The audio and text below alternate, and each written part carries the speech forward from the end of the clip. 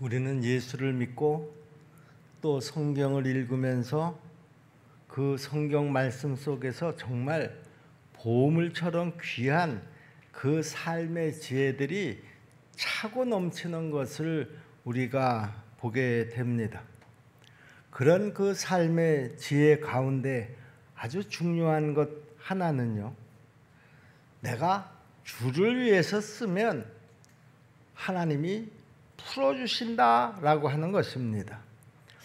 성경 말씀 가운데서 예외 없이 반복되는 그 하나님의 많은 증거들을 보시면은요, 주를 위해서 쓰면 그것이 물질이든지 그것이 지식이든지 그것이 사업이든지 하나님이 형통하게 해 주신다라고 하는 확신을 갖게 되는 것입니다.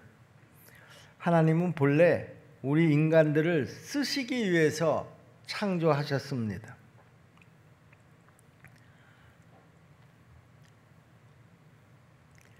그것은 하나님께서 우리 인간을 목적을 가지고 창조하셨다라고 하는 그런 의미이기도 합니다. 하나님의 뜻과 기대 그리고 목적이 없이 태어난 사람은 이 세상에 한 사람도 없습니다. 하나님께서는 한 사람 한 사람 그 사람들의 특별한 목적을 가지고 창조하셨다라고 하는 말씀입니다. 그리고 그 목적을 이루기 위해서 하나님은 각 사람에게 그 목적을 이룰 수 있는 각종 은사와 재능도 주신 줄로 믿습니다. 하나님의 은사와 축복은 하나님이 우리를 통해서 이루고자 하시는 하나님의 목적하고 아주 깊은 연관이 되어 있습니다. 그러므로 우리 자신의 욕심과 야망을 따라서 살지 않고 하나님의 뜻과 목적을 위해서 사는 사람이 되게 되면 하나님은 언제나 또 누구나를 막론하고 그 사람에게 각종 좋은 은사와 축복을 내리시게 되어 있는 것입니다.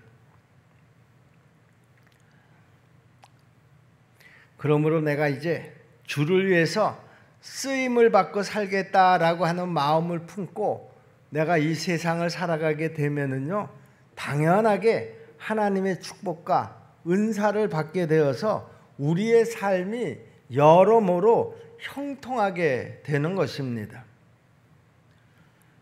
주가 쓰시면 풀리고 형통하게 된다고 지금 제가 말씀을 드렸는데요. 자, 그러면 하나님은 어떤 사람을 쓰실까라고 하는 것이죠. 오늘 본문에 의하면 사람에게는 금과 같은 사람이 있고 은과 같은 사람이 있고 그리고 나무 그릇과 같은 사람도 있는 반면에 질그릇과 같은 사람도 있다고 합니다. 20절 말씀이죠. 큰 집에는 금그릇과 은그릇뿐 아니라 나무 그릇과 질그릇도 있어 귀하게 쓰는 것도 있고 천하게 쓰는 것도 있나니 그랬습니다. 여러분, 나 같으면 어떻게 하겠습니까? 아마 나 같으면은 먼저 금그릇과 은그릇 같은 사람들만 골라서 썼을 것입니다. 그런데 하나님은 전혀 그렇게 하시지 않으셨다라고 하는 것이죠. 하나님은 금그릇과 은그릇과 나무그릇과 질그릇 모두를 다 사용하신다라고 하는 것입니다. 그러므로 내가 지금 금그릇이 아니라고 해서 낙심할 필요가 없습니다. 내가 지금 은그릇이 아니라고 해서 기죽을 필요도 없습니다. 다윗과 바울 그리고 아브라함 같은 사람들은요, 사실 모든 면에서 볼 때 금그릇과 은그릇 같은 사람들이다 뭐 이렇게 말할 수도 있겠습니다. 그러나 하나님이 쓰신 모든 사람들이 다 다윗과 같은 사람, 바울과 같은 사람, 아브라함과 같은 사람은 아니었다라고 하는 것이죠. 하나님께서 귀하게 쓰신 사람 중에는 가난한 사람도 있고요, 또 세상적으로 볼 때 별로 대단하게 보이지 않는 사람들도 성경에 보면 얼마나 많은지 모릅니다. 예수님의 제자들도 대부분이 세상적으로 볼 때는 별로 내세울 것도 없는 그런 사람들이었습니다. 오늘 본문 표현대로 하자고 하면 나무 그릇이라든가 질그릇과 같은 그런 사람들이었다, 그런 말이죠. 사람은 사람을 주로 외모를 가지고 판단을 합니다. 금이냐 은이냐 나무냐 흙이냐 라고 하는 것을 가지고 그 사람을 판단하는 것입니다. 그러나 하나님은 사람을 그런 외모를 가지고 겉으로 보이는 것을 가지고 판단하지 않으신다라고 하는 것이죠. 하나님은 사람을 중심으로 판단하신다, 이렇게 분명히 말씀하셨습니다. 그러면 하나님이 보시는 중심은 그러면 어떤 것일까? 그것은 바로 우리가 두 가지 정도로 생각해 볼 수가 있는데요. 하나는요, 내가 하나님 앞에 쓰임받기를 진심으로 원하는 마음, 이 마음이 있느냐 없느냐를 하나님께서 중점적으로 보신다라고 하는 것이죠. 한마디로 하나님께서는 내가 당신을 위해서 쓰임받기를 원합니다라고 하는 사람을 선택해서 쓰신다라고 하는 겁니다. 하나님은 하나님께 대해서 인색한 사람을 절대로 사용하시지 않으신다라고 하는 것이죠. 여러분, 성경에 보면요, 모든 죄의 뿌리가 바로 욕심에 있다, 이렇게 말씀하고 있습니다. 그런데 여러분, 욕심이라고 하는 것이 뭔지 여러분 아시나요? 그것은 내가 쓰임을 받고 싶지 않다 하는 마음입니다. 그러므로 하나님께 쓰임을 받아 내 모든 묶인 것들이 잘 풀리고 형통한 삶을 살기 위해서는요, 내가 먼저 스스로 풀어야 할 것이 한 가지가 있습니다. 그것이 바로 욕심이라는 것이죠. 저는 그래서 하나님 앞에 쓰임받기를 원하는 사람들이 가장 먼저 실천해야 할 것 중에 하나가, 저는 흠없고 온전한 11조를 드리는 것이라고 생각을 합니다. 오늘 말씀의 주제가 11조는 아닙니다. 그러나 내가 하나님 앞에 나는 당신에게 쓰임을 받기를 원합니다 라고 하는 그 마음을 제일 잘 표현하고 있는 것이 바로 11조라는 말이죠. 11조는 참 실천하기 쉽지 않은 그런 우리의 신앙의 결단입니다. 하나님 앞에 11조를 정성과 뜻을 다해서 준비해서 구별해서 드리는 사람들은 제가 지금 무슨 이야기를 하는지 잘 알리라고 생각을 합니다. 그런데 이 쉽지 않은 일을 통해서 우리는 하나님 앞에 쓰임을 받는 그런 훈련을 받게 되는 것입니다.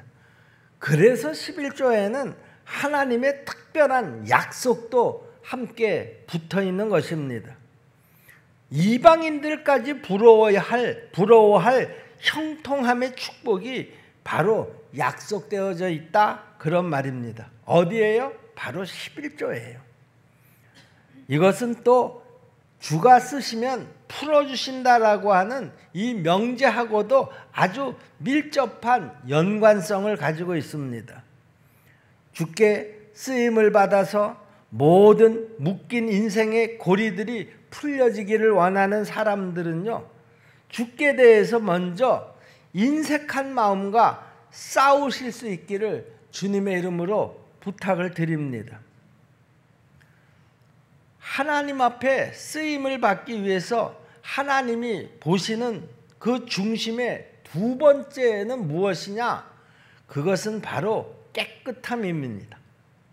오늘 본문에 보시면은요, 하나님이 귀 쓰시는 그릇은 금그릇도 아닙니다. 은그릇도 아닙니다. 하나님이 쓰시고자 하시는 그릇은 깨끗한 그릇이라는 것이죠. 우리에게는 은과 금이 귀한 것이지만 하나님 앞에서는 은과 금이 귀한 것이 될 수가 없습니다. 하나님께서 정말로 귀하게 여기시는 것은 은과 금이 아니라 깨끗함이라는 것이죠. 여러분, 사단이 우리의 삶을 형통하지 못하게 하기 위해서 사용하는 그 치명적인 무기 그리고 그 치명적인 전략은 아주 크게 두 가지입니다. 그것은 첫째가 하나님께 대해서 인색하게 하는 것. 내 마음속에 끊임없이 하나님에 대해서 인색하게 하는 것이 이 사탄의 아주 중요한 전략 중에 하나고요. 또 하나는 무엇인가 하면 나를 더럽게 하는 것. 이것이 또한 사단의 전략 중에 하나라고 하는 것입니다. 오늘 우리들이 살아가고 있는 이 세상은 은과 금이 되기가 아주 쉬운 세상입니다. 또 은과 금에 관한 세상은 참 많이 좋아졌다 이렇게 말씀드릴 수가 있겠습니다. 많이 정말 발전했습니다. 그런데 더 중요한 것은요, 하나님과 사람 앞에 깨끗한 그릇으로 살기는 점점 더 악하고 나쁜 세상으로 되어가고 있다라고 하는 것이죠. 지금 우리가 살아가는 세상은 죄가 하나의 문화가 되어져 있는 그런 세상입니다. 죄가 문화가 된 세상이라는 것이 여러분 무엇인지 아시겠습니까? 죄를 짓지 않고서는 살 수가 없는 세상이 되어버리고 말았다라고 하는 것입니다.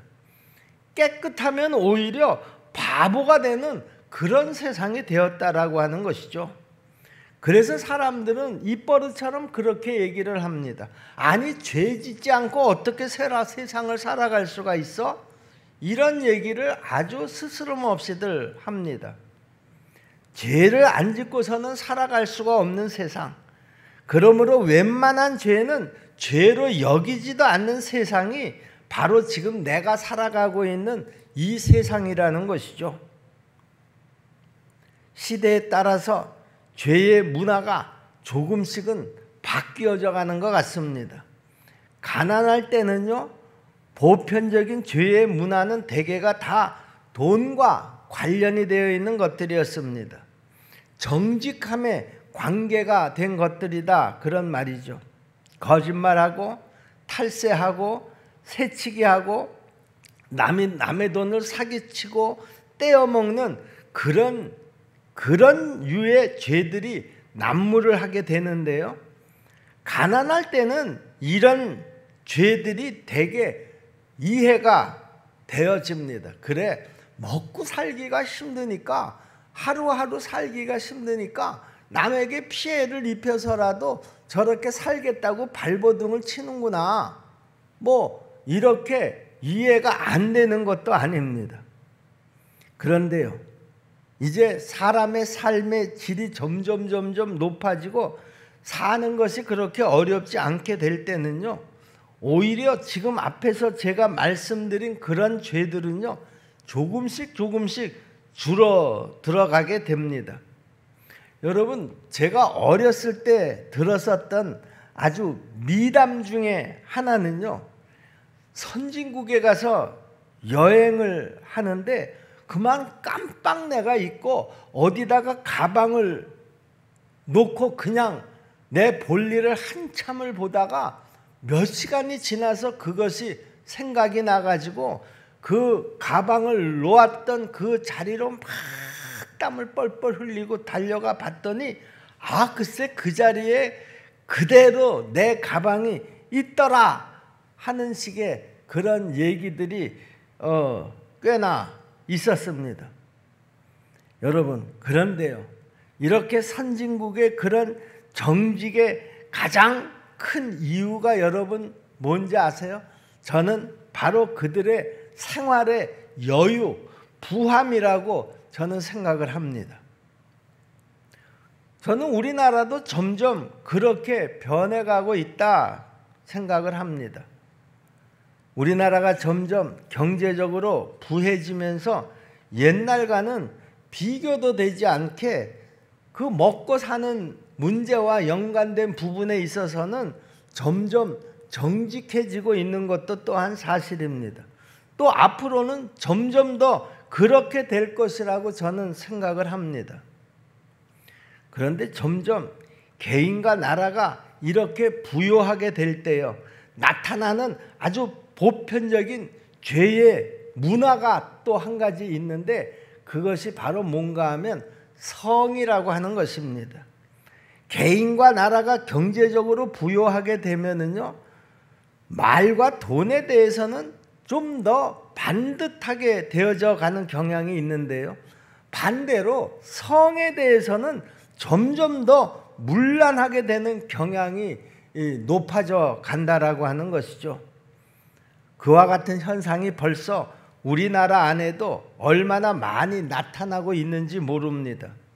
하나님 말씀인 성경은요, 분명히 성을 합법적으로 결혼한 부부에게만 허락해 놓으셨는데요, 우리가 살아가는 세상은 그냥 성을 사랑의 감정을 느끼는 모든 사람들에게 다 열어놓았다라고 하는 것이죠.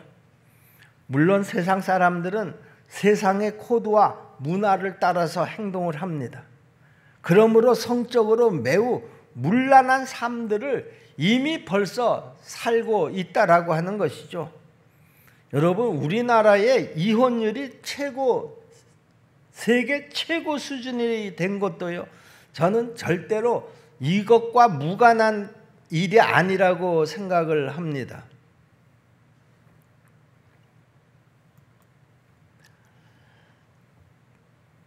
그런데요, 정말 답답한 것은요, 하나님을 믿는다고 하는 사람들도 이 성에 대해서 성경과 하나님을 따르지 않고 세상을 따라가고 있다라고 하는 것이죠.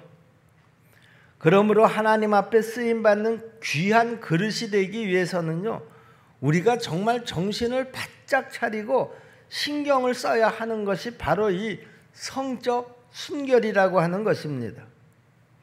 우리 하나님은 깨끗한 그릇을 귀히 여기시고 또 그 깨끗한 그릇을 즐겨 사용하시는 줄로 믿습니다. 그런데 우리들의 문제는 이 죄 없는 사람이 없다라고 하는 것이고요, 우리는 이미 깨끗하지 못하다라고 하는데 바로 문제가 있습니다. 성경은 뭐라고 말씀하셨습니까? 의인은 없으며 하나도 없다, 이렇게 말씀하고 계십니다. 하나님은 죄로 말미암아서 더러워진 우리들을 쓰시기 위해서 우리의 더러운 모든 죄를 다 씻어 주셨습니다.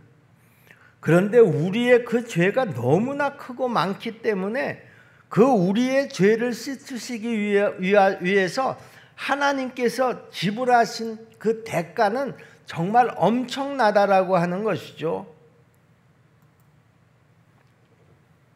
독생자 예수 그리스도께서 십자가에 달려서 피 흘리시고 고난당하시고 죽으심으로써 우리의 죄가 깨끗하게 된 줄로 믿습니다. 이사야서 53장 5절로 7절까지 말씀을 보시면은요, 우리의 그 죄를 깨끗하게 하기 위해서 하나님의 아들이 이 땅에 오셔서 그 치르신 대가가 얼마나 끔찍하고 대단한 일이었었는가 하는 것을 우리가 알 수가 있는데요. 자, 이사야서를 한번 보세요. 그가 찔림은 우리의 허물 때문이요 그가 상함은 우리의 죄악 때문이라. 그가 징계를 받음으로 우리는 평화를 누리고 그가 채찍을 맞음으로 우리는 나음을 받았도다. 우리는 다 양 같아서 그릇 행하여 각기 제 길로 갔거늘 여호와께서는 우리 모두의 죄악을 그에게 담당시키셨도다. 그가 곤욕을 당하여 괴로울 때에도 그의 입을 열지 아니하였으며 마치 도수장으로 끌려가는 어린 양과 털 깎는 자 앞에서 잠잠한 양같이 그의 입을 열지 아니하였도다. 여러분, 우리는 예수 그리스도의 십자가의 그 보혈의 공로를 믿는 그 순간 그 우리의 모든 죄가 다 양털같이 깨끗해지는 줄로 믿습니다. 그리고 그 순간 우리는 이제 하나님을 만날 수도 있고요, 그리고 우리는 하나님과 대화할 수도 있고요, 하나님하고의 관계가 회복되어지는 것을 우리가 깨닫게 되는 것이죠. 그런데요, 그것을 위해서 하나님의 아들이 겪으셨던 그 일들은 정말 끔찍한 그런 그 일들이었다라고 하는 사실입니다. 우리 십정동교회 성도 여러분, 지금 내가 여러 가지 상황 속에서 묶인 이 아주 답답하고 그리고 속상한 그런 일들이 정말 실타래 풀리듯이 술술술술 잘 풀려나서 형통하고 복된 삶을 여러분들이 정말 살기를 원하신다고 하면은요, 다른 방법이 없습니다. 내가 하나님 앞에 쓰임받는 사람이 되시면 하나님께서 내가 갖고 있는 모든 문제들을 다 해결해 주실 줄로 여러분 꼭 믿으시기를 바랍니다. 주가 쓰시겠다고 하시면 나를 묶고 있는 그 모든 고리들을 풀어주시게 되어 있다라고 하는 거예요. 그 모든 문제를 풀어주시지 않으시면 하나님께서 나를 쓰실 수가 없게 되는 것이죠. 저는 정말 그렇게 확신을 합니다. 저는 그래서 하나님의 사랑하는 자녀들이 뭐 공부하고 돈 벌고 이런 모든 일들의 목적이 하나님을 위해서 쓰기 위함이다. 나는 이 일을 위해서 공부하고 나는 이 일을 위해서 일하고 나는 이 일을 위해서 사업을 합니다. 이런 소원들을 다 갖기를 원한다라고 하는 것입니다. 그리고 실제로 우리 성도들이 다 이 모든 것들을 주를 위해서 쓰는 사람들이 되기를 소원합니다.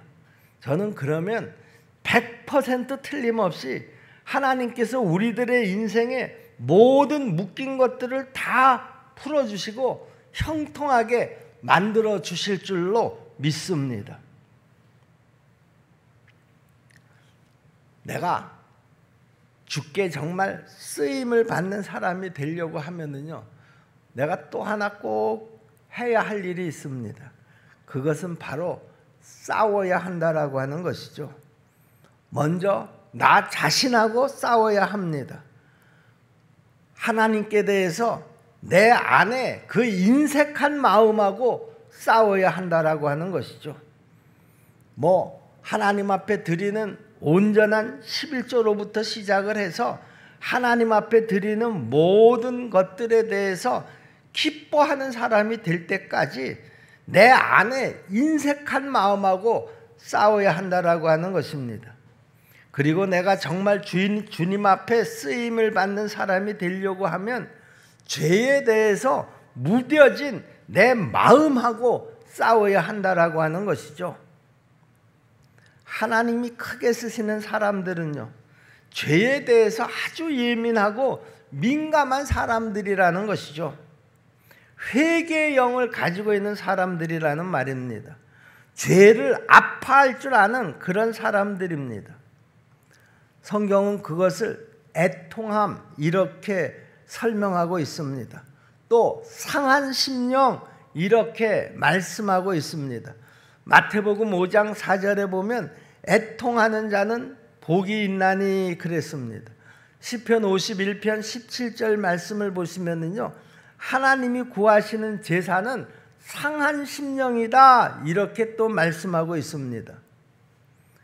여러분이 잘 아시는 대로 사도 바울은요, 이 죄에 대해서 아주 민감한 사람이었습니다.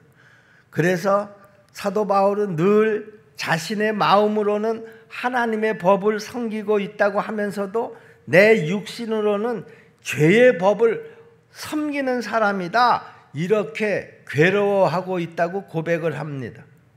그 괴로움이 너무나 지나쳐서 자기 자신을 나는 죄인 중에 괴수다 이렇게까지 표현을 하고 있습니다. 그만큼 사도 바울은 죄에 대해서 아주 민감한 사람이었다라고 하는 것이죠. 그런데 여러분, 가룟 유다는 어떻습니까? 지금 나와 함께 떡그릇에 손을 넣는 자가 나를 판 사람이다 이렇게까지 예수님께서 말씀하셨지만 가룟 유다는 그 말을 듣고서도 결코 뉘우치지 않았다라고 하는 것입니다. 그런데 베드로는 어떻습니까? 네가 닭 울기 전에 3번 나를 부인하리라 라고 하는 예수님의 말씀을 기억하고요, 정말 닭이 울 때 그는 철저하게 회개를 했습니다. 유다는 죄에 대해서 둔감한 사람이었었고 베드로는 죄에 대해서 아주 예민한 사람이었습니다. 유다는 하나님의 말씀에도 회개하지 않는 사람이었었고요, 베드로는 닭 울음소리에도 자신의 죄를 뉘우치고 회개한 사람이었다라고 하는 것입니다. 그러면 나는 어떻습니까? 나는 지금 어디에 속한 사람일까? 여러분 한번 스스로 생각해 보시기를 바랍니다. 죄를 짓고서도 그 죄가 전혀 불편하지 않은 사람, 내가 죄를 지으면서도 그 죄가 전혀 아프지 않은 사람, 그 죄가 대수롭지 않게 여겨지는 사람은 결코 깨끗한 그릇이 될 수가 없고요, 그러므로 하나님 앞에 귀히 쓰임을 받는 그런 사람이 될 수가 없다라고 하는 것이죠. 우리 사랑하는 십정동교회 성도 여러분, 저를 포함해서 저와 여러분들의 대부분은 어찌 보면 이 죄에 대해서 대단히 둔감해진 사람들이라고 할 수가 있겠습니다. 처음에는 그렇지 않았겠지만은요, 이제는 죄를 짓고 사는 것이 그야말로 생활화가 되어 있고요, 죄 짓는 생활이 별로 불편하지도 않는 사람들이 되어져 가고 있다라고 하는 것입니다. 우리 사랑하는 십정동교회 성도 여러분, 우리의 문제가 바로 여기에 있다라고 하는 것을 우리가 직시해야 합니다. 세상에 보편화된 이 죄의 문화에 익숙해져서 내가 하나님을 따라서 살지도 못하고 세상을 따라서 세상 사람들과 똑같이 죄를 짓고 살면서도요, 그것이 죄인 줄조차도 모르고 살아가고 있는 것이 바로 오늘 우리들의 모습이요, 바로 그것이 오늘 내 문제라고 하는 것입니다. 하나님은 우리에게 말씀하고 계십니다. 죄와 싸우라. 피 흘리기까지 싸우라. 히브리서 12장 4절에서 이렇게 말씀하고 있습니다. 너희가 죄와 싸우되 아직 피 흘리기까지는 대항하지 아니하고 그랬습니다. 싸우기는 싸우는 것 같은데 피 흘리기까지 싸우지 않는다라고 하는 거예요. 처절할 정도로 싸우지 않는다라고 하는 거예요. 적당히 싸우고 있다라고 하는 것이죠. 여러분, 하나님께 대해서 내 안에 그 인색한 마음과 피 흘리기까지 처절하게 싸울 수 있기를 바랍니다. 자신의 모든 것을 내가 하나님을 위해서 쓰겠습니다라고 하는 그 결단의 마음이 생길 때까지 우리가 싸울 수 있기를 바랍니다. 우리 십정동교회 성도들이 그렇게 싸워서 하나님께 대해서 정말 인색한 사람이 되지 않는다고 하면 우리는 우리의 삶 속에 정말 상상도 할 수 없는 많은 일들을 저는 경험하게 될 것이라고 분명히 믿습니다. 여러분, 우리가 하나님 앞에 귀히 쓰임을 받는 교회와 교인이 되기 위해서는요, 우리들이 먼저 내 안에 있는 그 인색한 마음하고 피 흘리기까지 싸워야 한다라고 하는 것이죠. 그리하여서 하나님께서 쓰시기에 합당한 깨끗한 그릇들이 다 될 수 있기를 주님의 이름으로 축원합니다.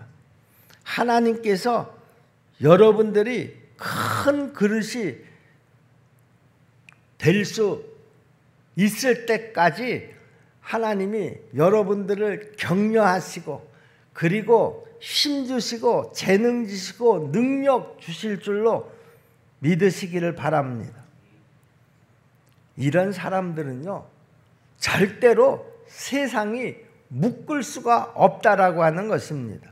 이런 사람들은요, 절대로 세상이 잡을 수도 없다라고 하는 것이죠. 그러니 자연히 형통하고 복받는 사람이 될 수밖에 없다라고 하는 말입니다.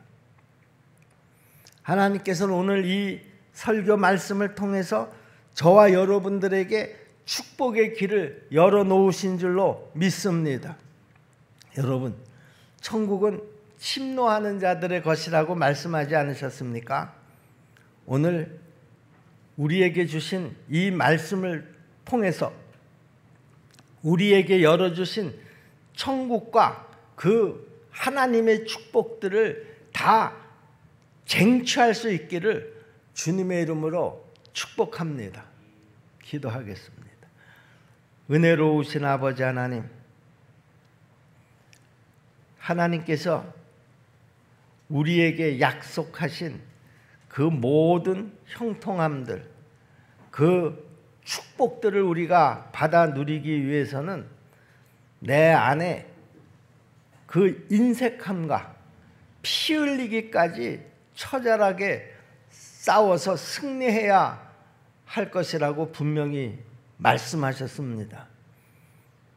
그것뿐만이 아니라 이제 우리가 이 세상을 따라가지 아니하고 하나님께서 원하시는 하나님의 말씀대로 내 삶을 더 정결하게 그 성적 유혹으로부터도 깨끗하게 나를 잘 관리할 수 있을 때 하나님 앞에 쓰임을 받게 될 것이라고 약속해 주셨습니다. 하나님 아버지, 우리가 이 약속의 말씀을 믿고 나 자신을 더욱더 정결하게 하기 위해서, 성결하게 하기 위해서 피 흘리기까지 처절한 싸움을 할 수 있도록 도와주시옵소서. 이 모든 싸움에 내가 승리할 때에 하나님께서 나에게 약속하신 그 모든 축복, 그 모든 삶의 형통함, 순적함이 이루어질 줄로 믿습니다. 우리 십정동교회 모든 성도들이 이 은혜 안에서 살아가게 도와 주시옵소서. 예수님의 이름으로 감사하며 믿고 기도하옵나이다. 아멘.